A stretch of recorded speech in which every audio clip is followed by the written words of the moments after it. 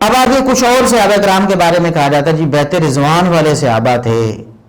जहजा गिफारी रजी अल्लाह अन्हु एक नाम है, सहाबी हैं, बैत रिजवान वाले हैं। उनके बारे में कहा जाता है जी, उन्होंने सैयदना उस्मान रजी अल्लाह अन्हु का असा यानी उनकी लाठी पकड़ के तोड़ दिए, मिंबर से घसीट कर उतार दिया। नऊजुबिल्लाह नऊजुबिल्लाह। बताने की ये कोशिश की जाती है कि देखो बैत रिजवान वाले सहाबा दुश्मन हो गए थे सैयदना उस्मान रजी अल्लाह अन्हु के और यही शहीद करने वाले हैं। बिल्कुल झूठ है। ये रिवायत जो है जिसमें जहजा गिफारी रजी अल्लाह अन्हु के बारे में ये बताया गया है कि उन्होंने सैयदना उस्मान रजी अल्लाह अन्हु की लाठी तोड़ दी और मिंबर से घसीट कर उतारा और फिर कातिलीन में वो शामिल थे, ये बिल्कुल झूठी दास्तान है। मोहम्मद बिन उमर अल-वाकिदी मतरूक और कज़्ज़ाब रावी है।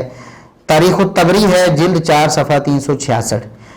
मिर्ज़ा साहब के गुरु इसहाक़ जालवी साहब भी कहते थे, यही वाक़या बयान करते थे जहजा गिफारी का रजी अल्लाह अन्हु का, कि उन्होंने असा तोड़ दिया और मिंबर से उतार दिया और कहा दीन बर्बाद कर दिया तुम। नऊजुबिल्लाह नऊजुबिल्लाह।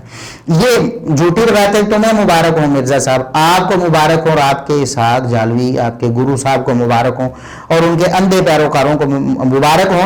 और जो मुनसिफ मिजाज लोग हैं जिन्हें अल्लाह रब्बुल इज़्ज़त ने अक्ल व खिरत से नवाजा है, उन्हें हमारी दावत फ़िक्र है कि जाएं दुनिया में कोई एक सही सनद इसकी तलाश करें।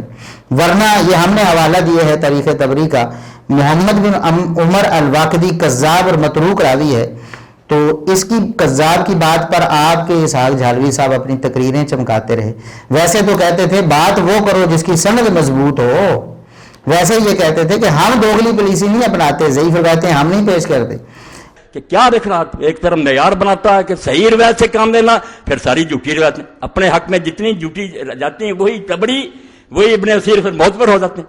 और इन सारे झूठों का हाल यही कि जिन किताबों को कहते रहते हैं झूठ का पढ़ंदा, जब उलू सीधा होता कि इमाम हुसैन वापस आना चाहते थे शर्तें, फिर वही किताबें मौत पर हो जाती। मैं ऐसा नहीं करता, मैं कहता हूँ वाज़िन बिल क़िस्तासिल मुस्तक़ीम, एक सही तराजू लो उससे तो लो, आप पे खिलाफ जाए या आप पे हक में जाए, बात वो कहो जिसकी सनद मजबूत है। लेकिन यहाँ दोगली क्या पता नहीं कौन सी पॉलिसी अपनाई है, मुनाफिकाना पॉलिसी अपनाई सैयदना उस्मान रजी अल्लाह अन्हु को बदनाम करने के लिए कि नऊजुबिल्लाह बैत रिजवान वाले सहाबा उनके दुश्मन हो गए थे। बिल्कुल झूठ है, झूठी रिवायत। इसी तरह जहजा गिफारी के हवाले से जो भी रिवायात हैं सनदन साबित नहीं है, कोई एक भी रिवायत सनदन साबित नहीं है।